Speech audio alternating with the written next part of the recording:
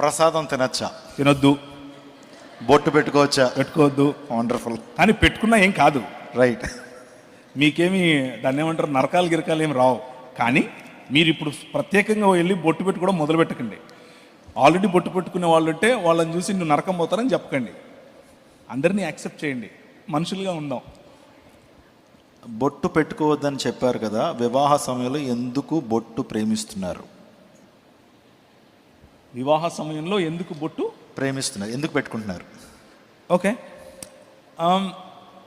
బొట్టు వెనుకలు ఉన్న సిద్ధాంతం, హైందవ సిద్ధాంతంలో బొట్టు వెనుక చాలా కథ ఉంది.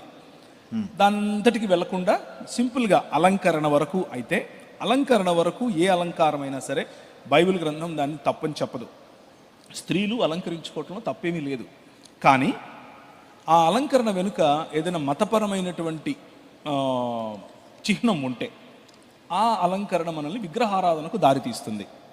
కాబట్టి మతపరమైనటువంటి చిహ్నమే ఈ కుంకుమతో పెట్టేటటువంటి బొట్టు. కాబట్టి దానికి దూరంగా క్రైస్తవ సమాజం ఉండడం మంచిది.